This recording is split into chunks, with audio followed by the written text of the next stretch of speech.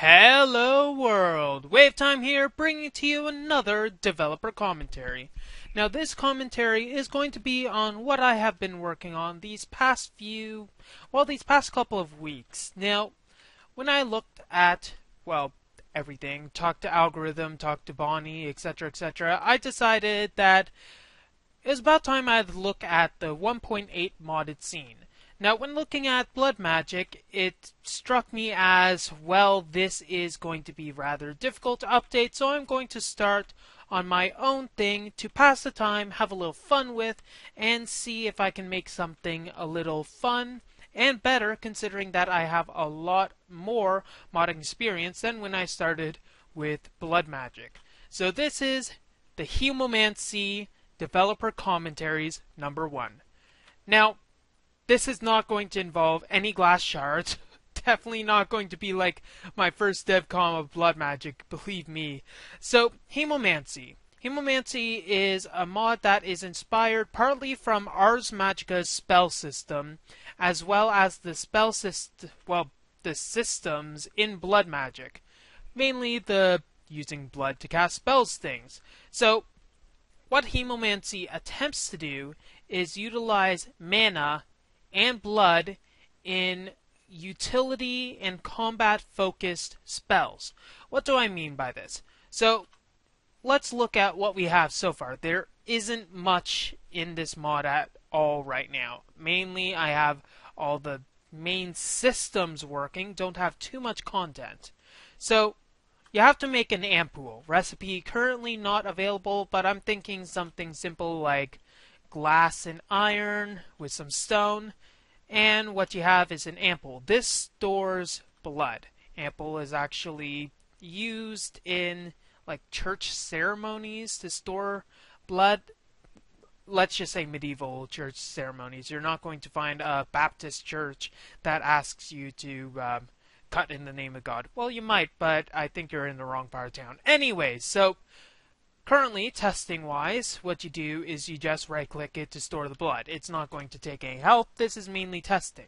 What you want to do, however, is, well, I'll get to that later. So currently, I'm using an item mod tester to shift right-click to open not the sigil holding, to place the ampoule into the slot. And what you'll see is you'll have another bar over here. So you have 3 bars in the bottom right corner over here. On your top, you have your blood bar. This indicates, well, how much blood is in your ampoule right here. You can also use the item quickly. I'm going to turn this to a blood gem so that you'll be able to manually see exactly how much. Also, there will be extra information up here, and it'll be a bigger inventory screen to show a bunch more detailed information. It's basically like an extra inventory. Anyways, what we also have below that, the blue bar, is your mana. You have, at level 1, 100 mana, and it increases as you gain experience through spell casting, combat, etc.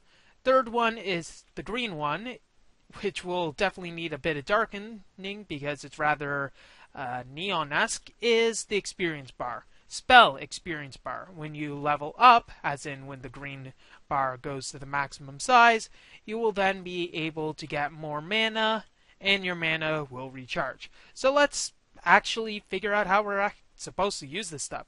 Right here we have, a spell tinker table. Texture, obviously a work in progress. And we're going to want to make a spell. So we're going to have a book and quill, nothing in it, la-di-da, it's not much. Here's our interface for our spell creation. Currently, I have been working on the projectile spell as well as some of the tokens. So, similar to Ars Magica, what you do is you have your book, and then you select what type of things you want on your spell. For instance, I want a projectile spell. And I also want to add an ice aspect to it. And then I am done. So we get a spell with a very odd name. So let's get an anvil so that we can actually rename these and figure out what they are. just to keep track of everything. And let's make a... No, let's try this out. So we have a nice spell. As you can see in our bottom right corner, we can see how much blood this uses, as well as how much mana this will use when we cast. Right now, this mod tester is set so that I'm automatically set to level 5, since some of the spells I want to show are destructive and use a lot. So let's see. Right click. Bam! Ice. We get some ice here, get some ice there, we got some ice basically everywhere. We right click. We can also hit enemies with this and it'll do extra damage. The base projectile deals only 5 points of damage. However, with the ice aspect added on, it'll deal extra damage to the poor little pigs. Whew, feel sorry for them. So, as you can see, we are low on blood, and it's not exactly the most fun things. Our mana is quickly regenerating. It regenerates fully in about 2 minutes. So, we have low blood, we need to collect a bit more. So what you want to do, since this is rather combat oriented, is you'll need to go up to enemies and attack them to collect the blood from your enemies. So if we had, say, a creeper, might as well have a few creepers, we can attack the creeper, get the blood from it, and then be able to cast a few spells. So if we were to have like 4 creepers, you can attack the first one, recharge a bit of your blood, attack the last 2 with the spells that seem to be missing a lot. Come on, I'm trying to hit you. I'm trying to kill you right now. Can't you just have the temerity to sit still? So you saw we actually did level up in that time frame, and it now costs a lot less for the spell. However, we do need a bit more blood so that we can cast it. And as you can tell, because, well, this is a work in progress mod, I am making sure that I keep that right click functionality to keep us topped up for now. So, we got that. Let's check another thing. Let's have a fire spell. So we'll get maybe 2 more books. Hey, I want that book, please. Thank you very much. Have a nice day. We'll go with projectile and fire smelting I might show, but maybe not. Fire. We didn't start the fire. So fire spell basically does extra damage to the enemies. However, does this set on fire? No, it simply does a lot of extra damage to them. I think I'm going to set the simple on fire to it. But there's also another thing. When you damage someone with the ice token, as you saw in here, these are called ice, well, tokens. If you hit something with the ice token, it'll add an invisible ice counter to it. So if we were to, say, attack a wither skeleton, if only I had some sort of damage indicator mod to show you. If I were to attack a skeleton a bunch of times with the ice counters, it'll increase, and then when I attack with the fire, it'll be able to do a lot more damage. So I want to make combat as fluid as possible, and that's one of the main reasons I have the blood bar. So instead of just cast, just wait a bit for the mana, you'll have to cast, go in melee, get a bit more blood, and then attack a bit more to fill everything up. One other quick spell I'll show is the explosive. And for this thing, I'm also going to add the sticky upgrade. Sticky upgrade will make it so that the spell will instead stick to walls instead of just simply exploding when it hits. So let's see. Explosive, check. And then obviously we need a bit more blood because, well, blood fuels are magic. And as you can see, it'll take a bit more extra. So if we hit, it disappears a bit. Boom! Put a few more down just for fun. See it explode in 1, 2, and 3. And you can even hit, if you hit a mob directly, it'll just explode because, well, it doesn't want to stay on the mob. It just kind of wants to have some fun. And I think that's basically all so far. We have the bounce upgrade, so it'll bounce 5 times or a few times until it collides with an enemy, and then when it hits the wall it'll explode and do its colliding effects. And it'll also do some residues, which will be helpful. We have our standard dig spell, which will need a change in token. A lot of these will need a change in token. Our fire smelting will basically, actually I can show that easily enough. Our fire smelting spell is rather easy enough to explain by self-evidence. If we shoot over there, it'll turn the glass it'll turn the sand to glass, and it'll also turn cobblestone into smooth stone. And also, if we find something that drops, it'll turn the wood directly into charcoal. Let's just say, balancing step still needs to be done. So one thing that I've noticed personally as a player is that there frankly isn't enough room to place everything from your HUD. You could have this stuff defaulted to the top left, but then we'll have issues with Thaumcraft, which would be a real pain in the butt, because every time you bring out a wand, it'll show anything. Show stuff there. There's also Armor HUD, which would be like over here. Then there's other things. For instance, Blood Magic adds its own gauges here. But I figure that with something that's going to be so prevalent, you might want to be able to move things on the fly. So if you type Hemomancy HUD, you'll be able to bring up this screen over here, which is an empty GUI. What you'll be able to do then is, if you click the top left, everything will be set to its default position. So this thing, which frankly doesn't do much, is going to be over here. I'm going to move my mana bar, let's say over here maybe. My blood bar, okay, experience bar, I guess you can go over here.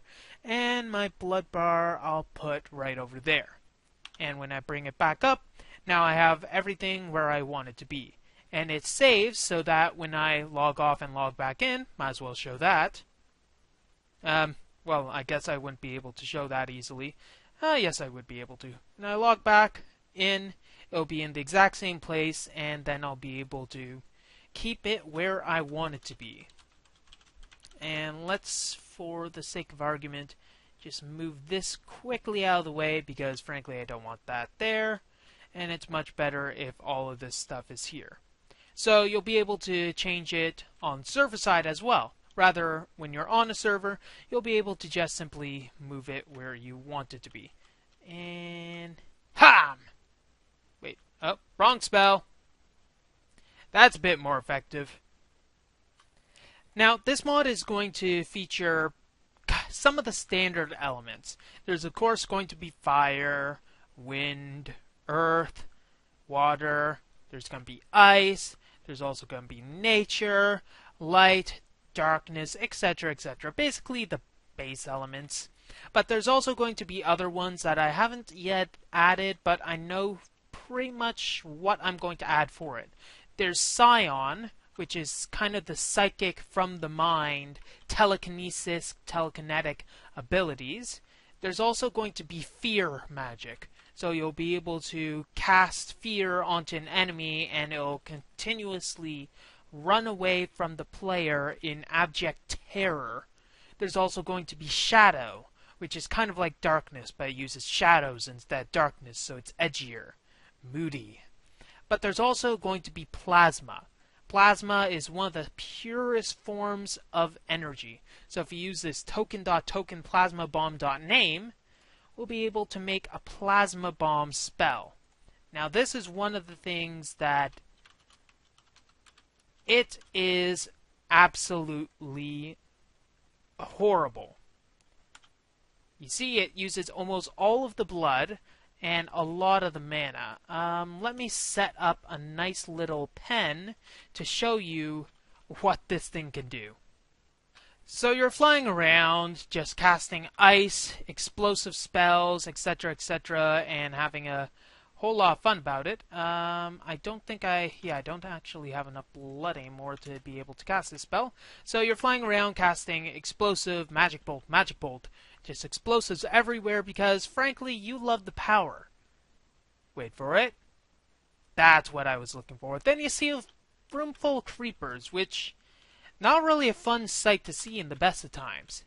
Well, if you use a plasma bomb, things will get interesting.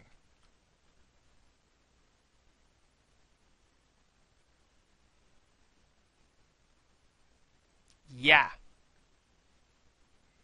just a ball of plasma slowly destroying everything in sight. And when you get done, everything is destroyed and you still have the drops left. Now, the plasma bomb currently doesn't actually destroy any blocks. So you're safe there. Use it in your base if you need to get rid of those delightful, creepy minions that tend to take up a lot of space. Don't know why you would want to do that, but this is one of those great AoE spells that would basically be a delight at parties. So, see a room full of creepers, attack them, plasma, plasma everywhere. It's getting out the enclosure, but whatever. And then killing everything. Well, everything. Not really everything, but now everything is dead. Yippee-ki-yay, and probably overdid it a bit. That shouldn't happen. So I hope you liked the sneak peek of what's to come in the new mod Hemomancy.